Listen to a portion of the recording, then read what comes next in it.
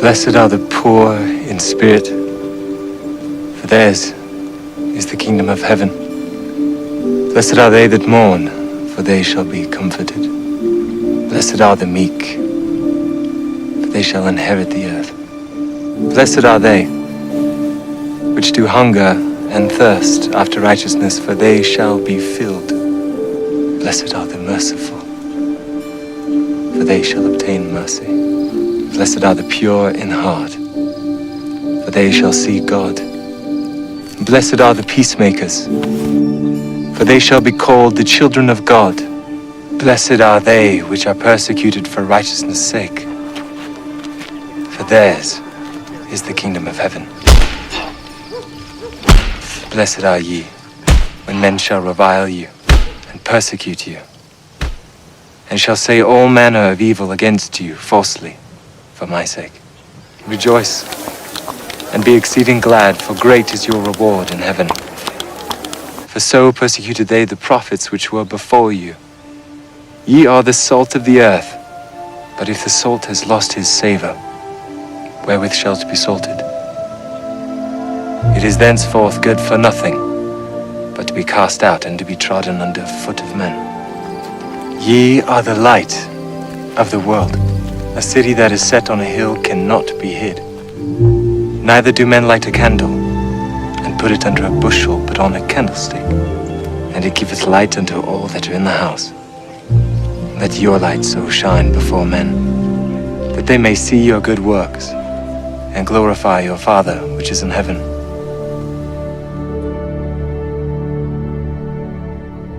Saint Teresa of Avila was the great reformer of the Carmelite order.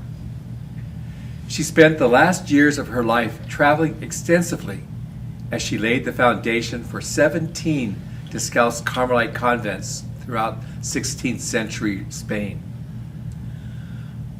On one of those trips, as she was getting out of a carriage after a long, tiring journey in the rain, she slipped and fell in a large mud puddle.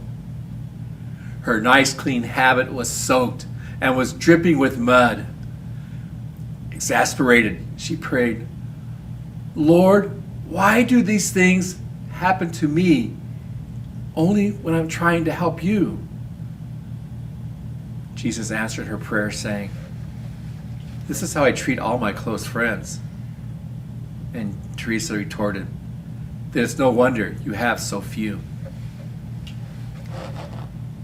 Can you imagine the reaction that the disciples of Jesus may have had when Jesus looked them in the eyes and told them, "Blessed are you who are poor, who are hungry, who weep, and who are hated because of me. For to you belongs the kingdom of heaven.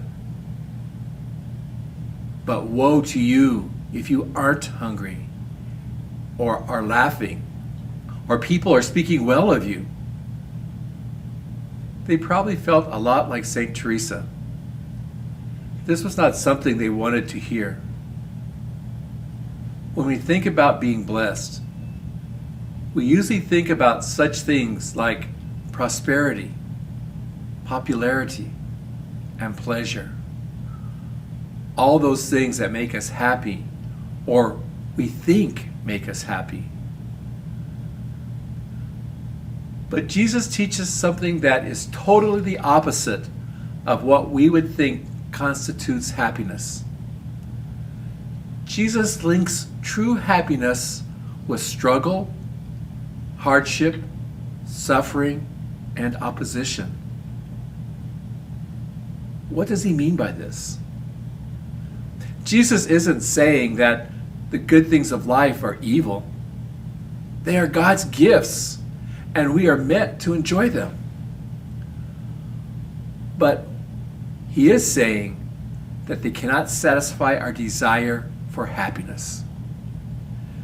If we put our trust in them, as Jeremiah says in the first reading, our lives will wither and harden like a barren bush in the desert that doesn't have any roots and doesn't produce any fruit. Rather, Jesus is teaching us that the true path to happiness is paved with life's challenges and hardships. He is reminding us that this world is passing and imperfect, that the only dependable thing in life is our friendship with God. Hardships and challenges teach us to root our lives in the rich soil of knowing, loving, and serving Him. Then our lives will be like a flourishing tree with strong roots and delicious fruits. How many times do we tend to think we can find happiness by putting together just the right combination of possessions, praise, and power? How many times do we think that our happiness depends upon us?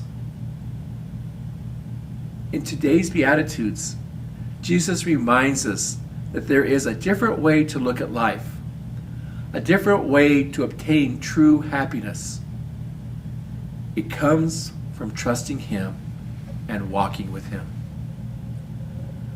Sickness, betrayal, accidents, money problems, rejection, being made fun of because of our Christian ideas and standards. These things make us blessed because in them we can exercise our faith in Jesus. They make us more like Him, who saved us by suffering all these things Himself. It means making the conscious decision to trust Jesus. Then, like St. Teresa, we slowly start to realize all the good that we've accomplished comes from God and not from our own efforts.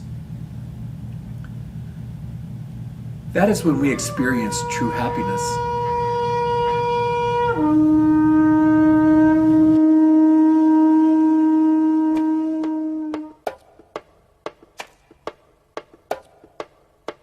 Błogosławieni ubodzy w duchu, błogosławieni, błogosławieni, albowiem do nich należy Królestwo Niebieskie.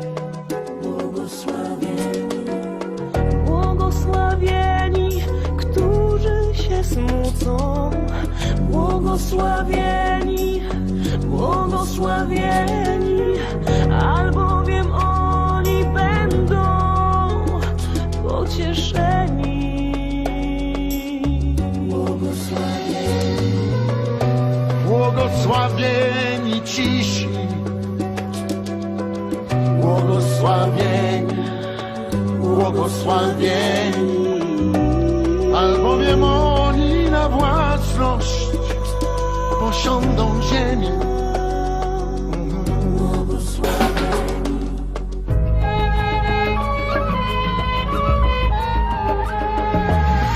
Błogosławieni, którzy łakną i pragną sprawiedliwości.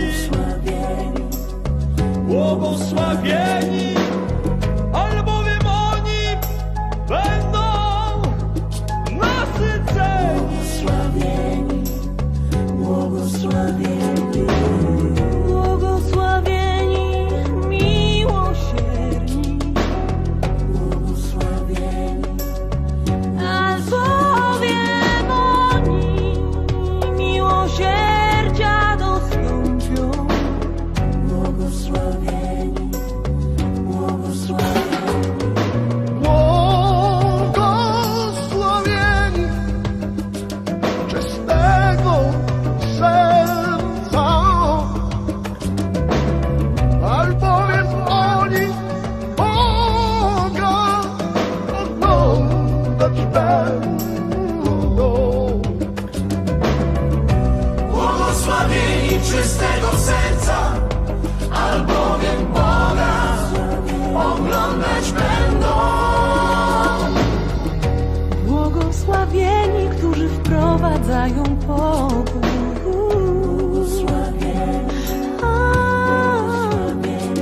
Albowiem